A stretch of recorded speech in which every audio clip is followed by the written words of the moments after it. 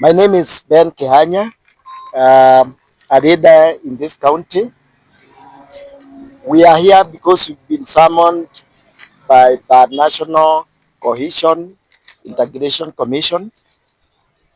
This is due to a letter that we did on 16th of July regarding the utterances by the women rep for Wajir County, Fatuma Jehow.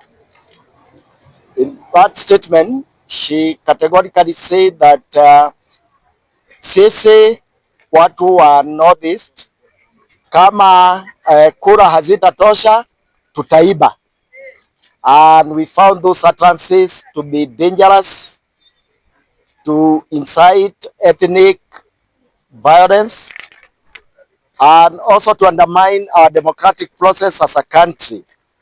We therefore go to constitutional bodies mandated to investigate independently and take action.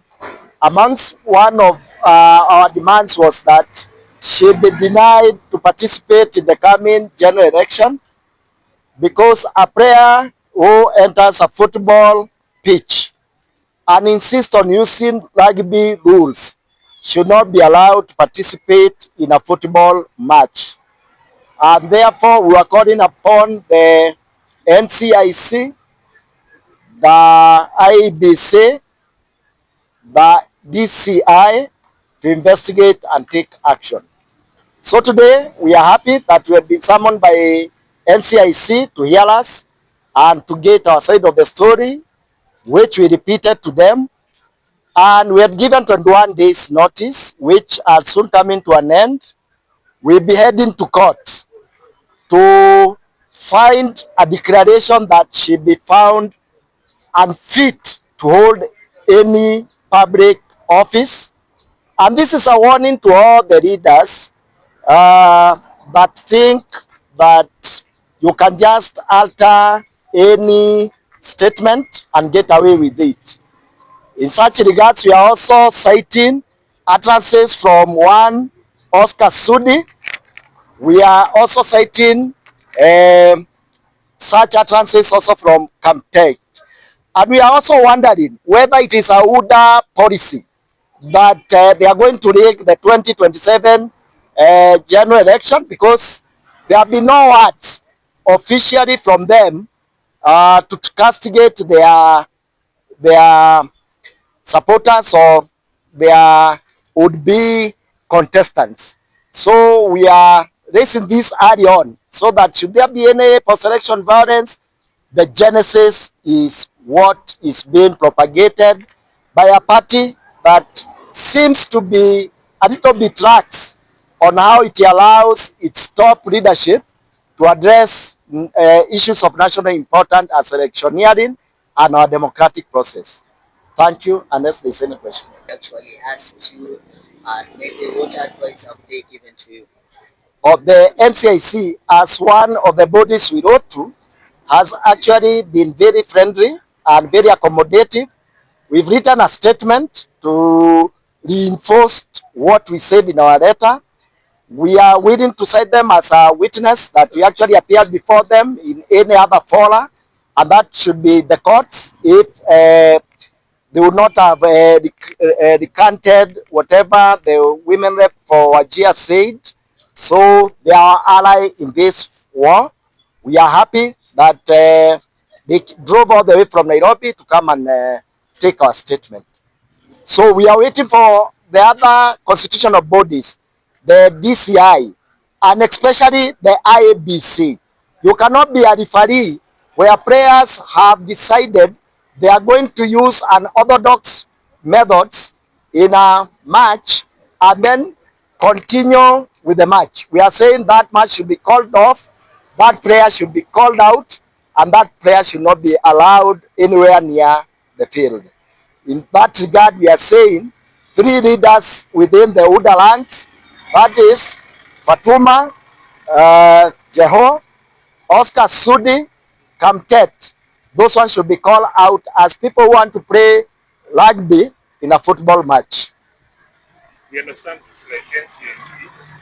They are moving around and seeking office spaces. Could you talk about that? Yeah. What it means to the country as we head to the elections. Yeah, we'd also want to call the public to bear to the government to be able to call out the underfunding of these institutional bodies so that the rule of law and constitutionalism can actually thrive. Today we had been summoned at the DCI office despite of being summoned actually by a different body that deals with integration and cohesion. We'd want the funding to be increased so that these bodies can be able to play the important role, which is to ensure the constitutionalism and the rule of law take root in our republic, so that they don't need to borrow offices from other offices that are equally funded by the same body. So we've experienced that the commission is underfunded, and we would want to ask, is it by default or by design that we underfund some important constitutional bodies so that they are not able to fulfill their mandate? So in that regard, we would want to say that the government should actually fund some of this commission so that constitutionalism and the rule of law can actually take root in the Republic of Kenya. Kwa majina naitwa Laban Msundi na mimi ni mkaji wa Nakuru hii, na jambo ambalo ningependa kuzungumza kuhusu petition yetu ambayo tulipeleka kwa zile ambazo ni constitutional body ni kwamba maneno ambayo yaliyozungumza na women rep wa Wajir kusema kwamba wataiba kura, hilo ni jambo ambalo sisi kama wa Kenya tulihusunika sana. Sisi ambao tulipetition IEBC, tukapetition DPP, tukapetition National Cohesion inaitwa NCIC wareba kuangalia mwenendo wa huyu ambaye amekuwa elected ambaye ni women rep wa Wajir. Jambo hilo lilituhuzunisha sana, na tukasema kwamba maneno kama hayo katika Kenya leo ambayo inaishi na katiba yetu ya Kenya ni hali ambayo ya kudhalalisha katiba yetu, na tukasema kwamba lazima ule ambaye amekuwa elected lazima adhibiwe kwa mujibu wa sheria, na tungependa IEBC DPP waweze kuinvestigate mtu kama huyo anastahili kukuwa amestakiwa. Tumesikia juzi Malala alipoanguka na alipokuwa anaendesha ndege alipokuwa land ndege kwa political alipokuwa katika ndege yake akaland mahali ambapo anachezea mpira, alikuwa summoned kwa pia before katika kwa DCIO, lakini mule mtu ambaye anatengeneza maneno ambayo yanaweza leta uchochezi katika Kenya hii yetu anaachiliwa, anatembea vile anataka.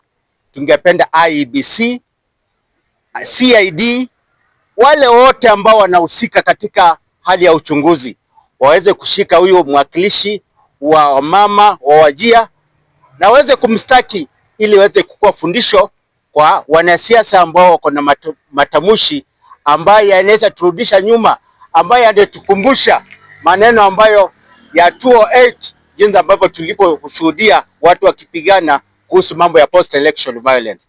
Katika tunapokaribia 2027 election, tunataka tuhakikisha kwamba tuna participate katika election ambayo ni free. Ule mtu ambaye anashindwa ashindwe tu katika roho safi, na ule mtu ambaye anakuwa elected akuwe elected katika roho safi.